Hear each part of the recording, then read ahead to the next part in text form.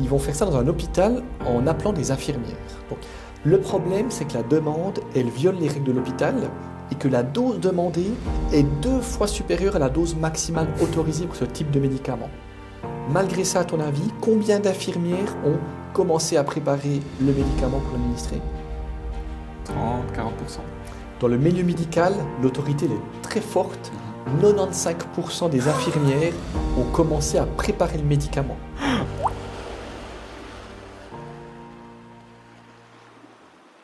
Bonjour à tous et bienvenue dans le Waterdrop Podcast. Aujourd'hui, on va commencer par raconter une expérience assez troublante. Elle a été menée juste après la Deuxième Guerre mondiale et elle s'appelle l'expérience de Milgram. Le but, c'était mesurer l'impact de l'autorité sur les décisions. Donc voilà comment ça se passe.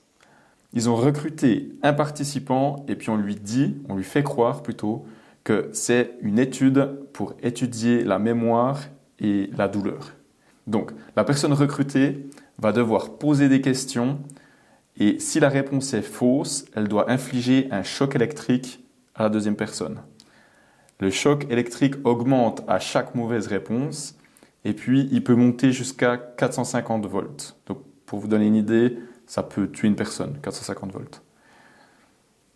En réalité, la personne donc, qui est attachée à la chaise est un acteur et il n'est pas vraiment électrocuté. Mais ça, le sujet de l'étude, elle ne le sait pas. Elle pense que les chocs qu'elle inflige sont réels. À ton avis, Simon, combien est-ce que vont aller jusqu'au bout et prendre le risque de tuer la personne en infligeant le choc électrique maximum au niveau de l'étude ? Pas 90%.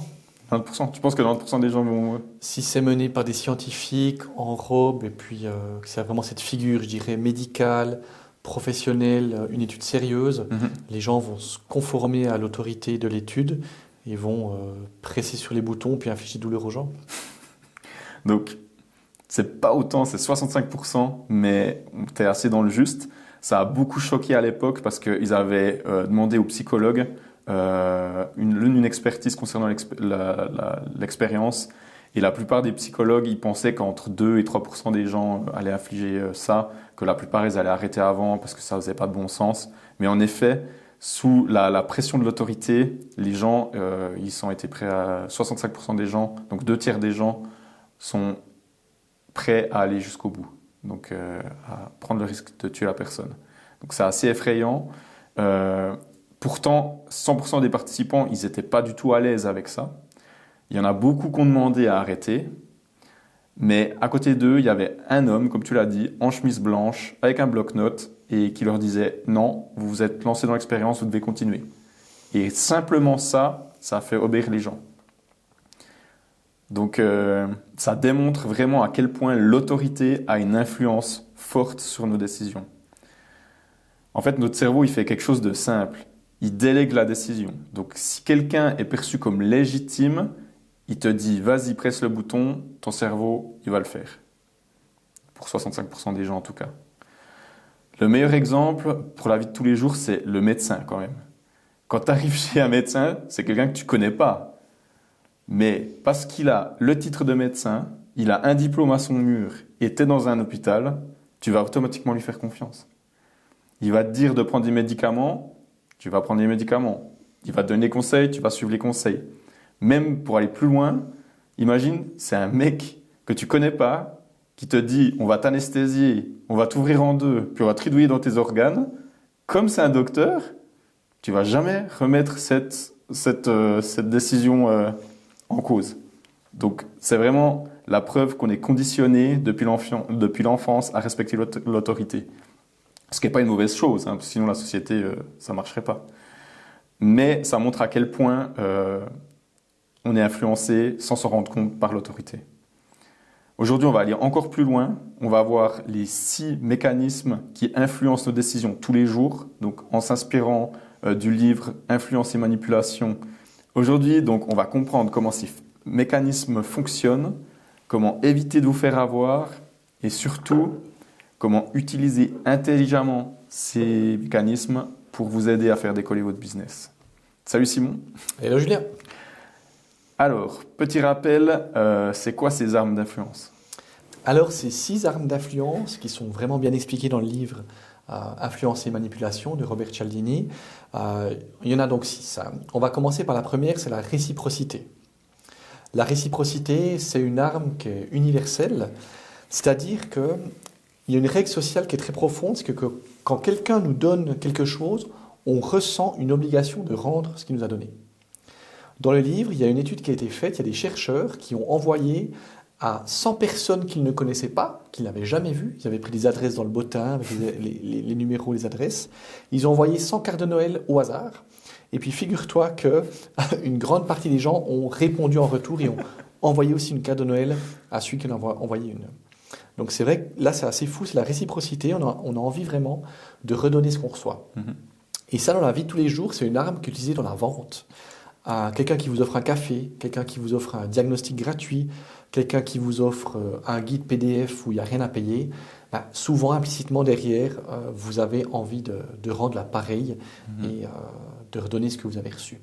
Donc la première règle d'influence, c'est la réciprocité. Et puis au moment de refuser l'offre, souvent vous ressentez un malaise. Donc c'est ça qui est dangereux, c'est qu'il était sympa avec moi, il m'a offert quelque chose, donc j'ai une dette implicite envers lui. Ah, et ce que j'ai vu aussi, c'est que c'était assez intéressant, c'est que, en fait, tu redonnes souvent plus que ce qu'on t'a offert de base. Enfin, c'est pas du tout, il n'y a pas une relation entre, si on t'offre un café, tu rends quelque chose de la valeur d'un café. C'est juste, généralement, tu as envie de rendre l'appareil, mais d'en faire un peu plus. Je ne sais pas si tu as déjà remarqué, quand par exemple, tu invites des gens chez toi à manger, puis ils t'amènent genre 2 bouteilles de vin, un panier garni, puis un bouquet de fleurs. Si 3 semaines après, tu vas manger chez eux, tu vas vouloir au moins en faire autant qu'eux ont fait pour toi. Et puis souvent, vu qu'on a envie, je dirais, un peu de gagner ou autre, on va surenchérir. Et puis on va en faire plus que ce qu'on aurait fait de base si la première fois, ils n'avaient pas amené autant de choses. Ouais, c'est juste. Donc c'est assez dingue. Ouais. Ok. Et puis, c'est quoi l'arme suivante? La deuxième arme d'influence, c'est l'engagement et la cohérence. Une fois qu'on dit oui à quelque chose, même très petit, notre cerveau, il veut rester cohérent avec ce choix. Donc typiquement, dans le livre, ils ont fait une expérience dans un quartier résidentiel aux États-Unis. Ils ont été demandés à plusieurs familles dans des maisons, est-ce que vous seriez d'accord qu'on installe dans votre jardin un grand panneau qui dit « roulez doucement, faites attention ». La plupart des gens, ils ont refusé d'avoir ce panneau qui était en plus assez moche. Dans l'étude, il y a seulement 17% des habitants qui ont accepté de mettre ce panneau moche dans leur jardin. Mais dans un deuxième groupe d'études, donc 2 semaines plus tôt, ils avaient été dans un autre quartier de cette ville et ils avaient demandé aux gens dans les maisons, est-ce que vous seriez d'accord de mettre un petit autocollant sur votre fenêtre qui dit moi, je fais attention ou je respecte la circulation routière. Il y a beaucoup de gens qui ont accepté, quasiment 100% ont accepté de mettre ce petit autocollant. Et 2 semaines après, ils ont fait la même demande aux mêmes gens de mettre ce gros panneau assez moche dans le jardin avec marqué « Roulez doucement ». À ton avis, combien ont accepté de mettre ce panneau dans leur jardin? Peut-être 3 fois plus, donc 60%. 76%. Waouh. Ouais. Donc simplement en disant oui la première fois avec le petit autocollant sur la fenêtre, on est passé à 76% d'acceptation. Parce que les habitants, ils avaient déjà fait un premier geste. Et leur cerveau voulait être cohérent avec l'image qu'ils renvoyaient. Je suis quelqu'un qui soutient la sécurité routière. Et puis dans la vie quotidienne, c'est la même chose. On crée un compte gratuit, on fait un test, on répond à un questionnaire, on dit déjà un premier oui, et après le tout s'enchaîne pour qu'on reste cohérent avec notre discours. Ouais. Donc chaque petit oui rend le suivant beaucoup plus probable. Et parfois, on accepte quelque chose qu'on aurait refusé dès le départ si on n'avait pas eu ce petit oui. Ouais. Ouais, je le vois beaucoup, typiquement avec la nourriture. Si tu fais attention à ce que tu manges, puis le matin, on te propose un chocolat. Si tu acceptes le chocolat le matin, il y a de grandes chances que toute ta journée, ça aille de pire en pire. Parce que si tu acceptes une petite chose, comme dit, tu seras apte à accepter quelque chose de pire, puis au final, tu ne sais plus pourquoi tu fais les choses. Donc, il y a aussi dans ce que tu dis le bénéfice bon, moins bon. Tu as commencé Ouais. ta journée avec quelque chose de pas très bon pour toi. Tu te dis de toute façon, aujourd'hui c'est foutu, ça sera une journée off. Ouais. Et puis tu vas faire des choses qui sont beaucoup, beaucoup plus graves pour ta santé Ouais. que si tu n'avais rien fait dès le matin, C'est ça. Mais je trouve que c'est aussi l'avantage de ça, c'est que tu peux l'utiliser en fait. clairement. Tu peux l'utiliser en te disant non, je suis un athlète, du coup je mange comme il faut, je mange ce qu'il faut pour être en bonne santé. Et du coup, c'est beaucoup plus facile de prendre les bonnes décisions. Si de base, bah, tu te dis non, je dis non au chocolat, du coup je vais dire non à tout le reste. De rester cohérent. Ouais, tu restes Le cohérent principe avec de toi. cohérence et d'engagement, quand tu t'engages dans une voie, tu vas essayer vraiment de la suivre jusqu'au bout. Mhm. Soit dans le positif, Ouais. soit dans le négatif. C'est ça. Trop intéressant. Ouais. Ok. Et puis ensuite, on a quelque chose que j'adore, la preuve sociale. Oui. La preuve sociale, c'est quelque chose qui est extrêmement puissant et c'est quelque chose qu'on voit tous les jours, même quand on va en vacances. Souvent, quand on ne sait pas quoi faire, on va regarder autour de nous ce que les autres y font. Et puis on va faire en fait comme eux. Dans une expérience qui est tirée du livre de Cialdini, ils invitent une personne à remplir un questionnaire dans une pièce pour une étude. Donc ils font asseoir quelqu'un dans la pièce, ils commencent à remplir un questionnaire, un formulaire, et puis tout d'un coup il y a la fumée qui commence à arriver de sous la porte. À ton avis, combien de gens se lèvent et puis quittent la pièce? Bah, moi, personnellement, si je vois de la fumée, je le ferais. Donc 80%. Oui, exact. Il y a 80% des gens qui se lèvent, qui arrêtent le questionnaire, puis qui vont alerter les gens, dire écoutez, il y a de la fumée qui sort. Maintenant, dans une deuxième version de l'expérience, ils ont fait asseoir dans la pièce justement une personne qui n'était pas au courant de l'expérience, et puis deux autres personnes qui étaient complices de l'expérience. Puis quand la fumée a commencé à sortir de la pièce, les deux qui étaient complices, ils n'ont pas bougé, puis ils continuaient comme si de rien n'était à remplir le questionnaire. À ton avis, à ce moment-là, combien de personnes ont été alertées qu'il y avait de la fumée? Peut-être 20%. Seulement 10%. On passe de 80% à 10% parce que la personne, elle regardait autour d'elle, puis elle a vu que les deux autres personnes ne bougeaient pas, puis elle s'est dit, bah, c'est normal, je continue à remplir mon questionnaire. Donc ça, c'est assez dingue. C'est fou, ouais. Le cerveau, en fait, il regarde les autres pour comprendre la situation. C'est peut-être aussi comme quand vous allez en vacances. Vous avez faim, arrive l'heure de midi. Qu'est-ce que vous faites pour aller au restaurant? Bah, vous regardez les terrasses qui sont pleines où il y a du monde. Bah, si les terrasses sont pleines ou si les restaurants sont bondés, c'est que ça doit logiquement être bon. Et vous allez suivre en fait ça pour faire vos choix. J'avais vu aussi avec l'ascenseur. Je ne sais pas si ça te parle. Non, l'ascenseur, je ne connais pas. Explique-moi. C'était une étude où justement, toi, tu entres dans un ascenseur, comment tu te positionnes naturellement? Si l'ascenseur est vide, Ouais. je me mets au milieu. Ouais, et face à la porte. Ouais, face à la porte. Face à la porte, on est d'accord. Ouais. Alors là, ils faisaient entrer 4 personnes en plus du sujet dans l'ascenseur, et les 4 se mettaient face au mur. Donc ce qui n'est pas du tout naturel. Ok. Et ils ont obtenu à peu près les mêmes résultats. Donc 80% des gens se mettaient en fait face au mur parce que les 4 autres personnes se mettaient face au mur. Alors qu'en fait, ça n'a aucun sens. Quand tu es dans un ascenseur, tu regardes toujours la porte, quoi. C'est dingue. C'est le Ouais. comportement un peu moutonnier des gens. On aime aussi être cohérent dans les liens sociaux, puis on fait ce que les autres font. En fait. C'est ça. C'est assez dingue. C'est assez fou. Et ça, je pense que c'est une arme qui est hyper facile à utiliser si vous avez un business.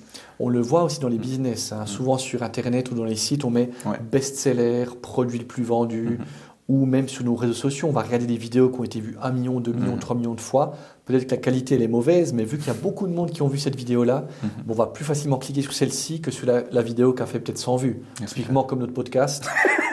Il n'y a pas encore beaucoup de vues. Donc si les gens y tombent dessus, ils vont peut-être moins rester longtemps, alors que la qualité qu'on vous donne elle est juste gigantesque par rapport à d'autres vidéos qui ont plus été vues. Donc C'est réfléchissez bien à ça la prochaine fois que vous tombez sur notre podcast. J'adore, c'est beau. C'est beau. Parfait. Je crois qu'on arrive au bout. L'autorité. L'autorité. Ah, l'autorité, c'est beau. L'autorité. Donc l'autorité, pour rebondir sur ce que tu as dit au départ, je vais raconter une autre histoire qui est aussi tirée du livre sur l'arme d'influence qui est l'autorité. On a tendance à croire beaucoup plus facilement quelqu'un qui semble expert dans son domaine. Et dans cette expérience-là, ils vont faire ça dans un hôpital en appelant des infirmières. Donc ils vont appeler des infirmières, ils vont se présenter comme un médecin et ils vont dire écoutez, il faudrait administrer à ce client-là telle dose de médicaments à tel moment. Le problème, c'est que la demande, elle viole les règles de l'hôpital et que la dose demandée est 2 fois supérieure à la dose maximale autorisée pour ce type de médicament. Malgré ça, à ton avis, combien d'infirmières ont commencé à préparer le médicament pour l'administrer? 30, 40%? Dans le milieu médical, l'autorité elle est très forte. 95% des infirmières ont commencé à préparer le médicament, même si celui-là pouvait tuer le patient et que les règles de l'hôpital n'étaient pas respectées quand on doit administrer un médicament. Simplement parce que la demande venait d'une autorité médicale, les infirmières, elles ont toutes préparé le médicament. Et puis dans la vie quotidienne, ça ressemble à ça. Selon un expert, tel et tel, tel et tel, un professeur explique que, un entrepreneur à succès dit que. Notre cerveau, il associe l'autorité à la crédibilité. Mais attention, même quand la personne parle en dehors de son domaine, et c'est là qu'il faut faire bien attention quand on écoute les influenceurs ou ce genre de choses, est-ce qu'il est vraiment dans ce domaine où il explique là, est-ce que c'est vraiment le meilleur ou pas? Ok, donc si je comprends bien, c'est pas vraiment l'autorité le problème, c'est plutôt qu'on ne la remet pas assez en question. Oui, en fait, on va vraiment, je dirais, faire confiance au lieu d'analyser vraiment si la personne qui nous donne l'info ou l'ordre ou le conseil est vraiment pertinent dans son domaine. Ouais. Donc c'est très dangereux. Ouais. Ça me rappelle, je pense que tu as vu Catch Me If You Can avec DiCaprio. Oui, Attrape-moi si tu peux. Exactement. Super film avec Tom Hanks aussi. Ouais. Il se fait passer pour un pilote de l'American Airlines ou autre. Et puis il fait ce qu'il veut, quoi. Puis même dans le film, il se fait passer pour un médecin qui est bardé de diplômes, puis il l'engage avec un salaire peut-être plus bas, mais il accepte. Et puis c'est assez fou, quoi, jusqu'à où ça peut aller. Et je crois que ça tiré de faits réels. De faits réels, clairement. Ouais, exactement. Ok. Et puis pour continuer, on a la sympathie. Ah, la sympathie. Celle-là, je l'adore, la sympathie, parce que c'est la plus sournoise, la sympathie. Alors, je vais vous parler de quelque chose, je pense que vous connaissez toutes et tous, hommes et femmes aussi. On dit plus facilement oui à quelqu'un qu'on aime. Et je vais vous le prouver par une entreprise qui a généré des centaines de millions, voire des milliards de chiffres d'affaires. C'est Tupperware. Vous connaissez Tupperware, je pense que toi tu connais Tupperware, les fameuses soirées Tupperware. En fait, elles ont explosé grâce à un principe simple.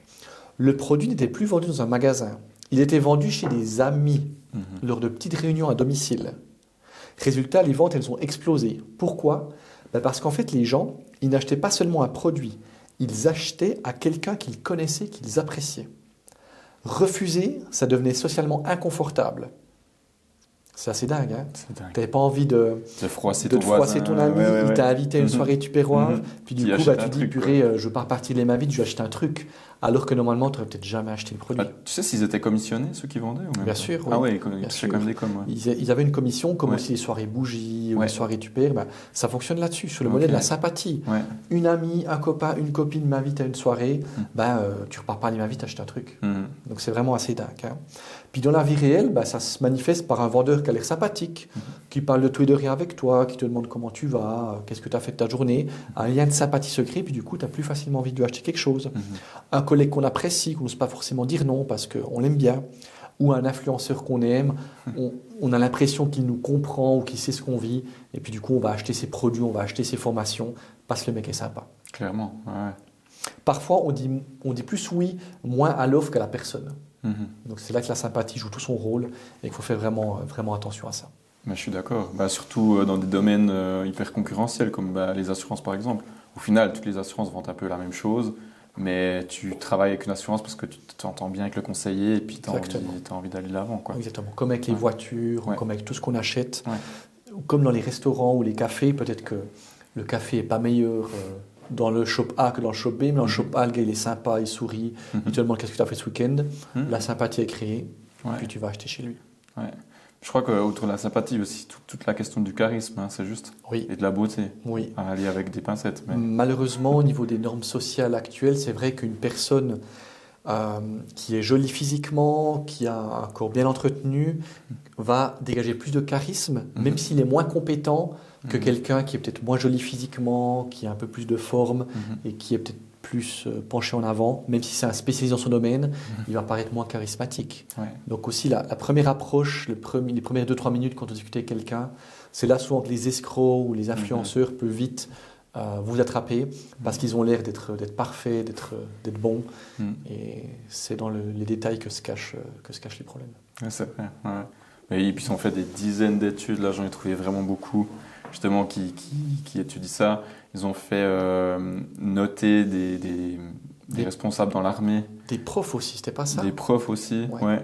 Chez les étudiants. Exactement, ouais. C'est des classes d'étudiants qui devaient noter des profs concernant les cours qu'ils donnaient. Tu avais un prof hyper charismatique qui donnait un cours complètement vide, donc il donnait un sujet où il n'y avait pas vraiment de valeur dans ce qu'il donnait, ce qu'il apportait aux gens. Et la deuxième personne n'était pas du tout charismatique, renfermée, donc pas intéressante, mais par contre donnait beaucoup de valeur. Et quand les étudiants ont noté les professeurs, le gars charismatique en fait a été noté comme un excellent professeur, alors que le contenu du cours n'était pas bon. C'est fou, ouais. Donc c'est assez fou, quoi.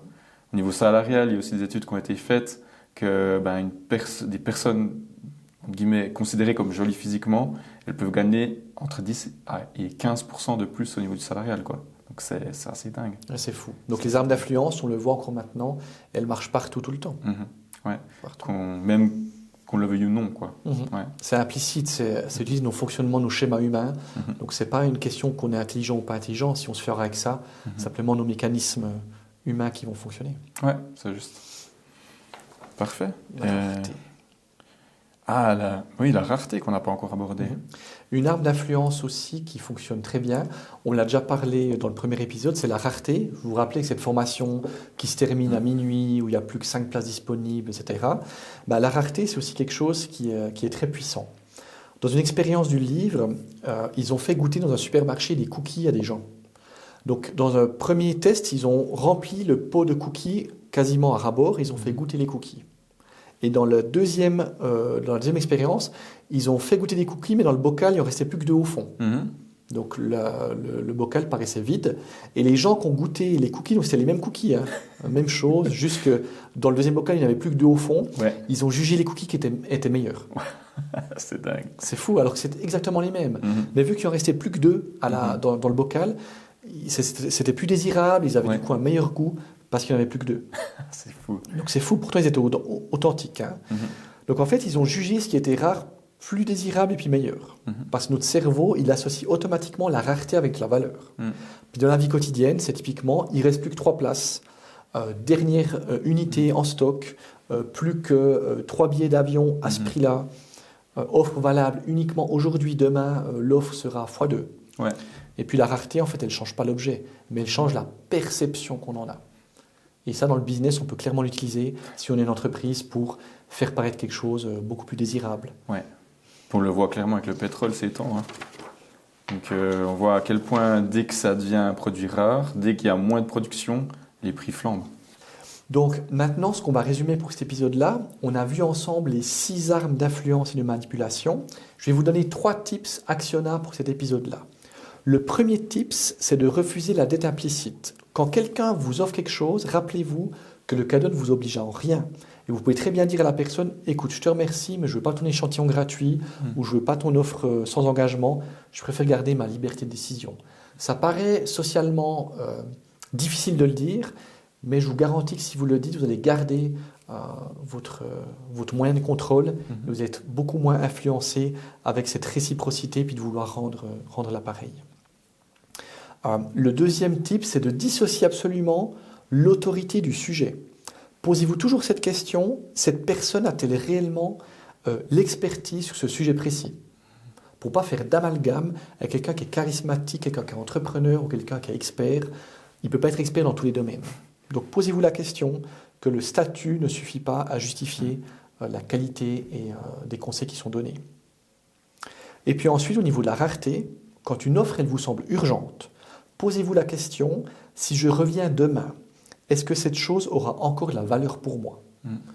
Et puis bien souvent, quand une chose n'existe plus le lendemain, c'est qu'elle n'était pas forcément rare, c'était plutôt une arnaque. Donc la vraie bonne décision, c'est de reporter votre décision dans le temps et de ne pas vous décider trop vite. Donc je dirais que ces 6 armes d'influence, elles sont utilisées vraiment partout, tout le temps. Et dans le marketing, tous ceux qui bossent dans le marketing vont se reconnaître. Dans le marketing du monde entier, ces armes sont utilisées pour vous faire acheter plus cher, plus souvent, dans tous les domaines de la vie. Magnifique. Merci beaucoup pour toutes ces infos. Merci à toi pour l'échange, Julien. Avec plaisir. Donc on arrive à la fin de l'épisode. Comme vous l'avez vu, c'est un épisode qui est très chargé, avec beaucoup de valeurs, beaucoup d'informations. N'hésitez pas à nous noter dans les commentaires ce que vous avez pensé. En tout cas, un grand merci d'avoir passé ces quelques minutes avec nous. On vous souhaite tout du bon pour la suite et n'oubliez pas de vous abonner et de nous suivre. Et surtout, restez avec nous parce que dans le 3e épisode de ce chapitre d'influence et manipulation, on va parler des jeux d'influence et de manipulation quand ça touche nos émotions, notre culpabilité et nos relations personnelles. Donc peut-être que certains d'entre vous vont s'y retrouver, donc restez connectés et puis suivez-nous pour le dernier épisode sur les influences et manipulations. À la prochaine. Merci, à bientôt, à une prochaine.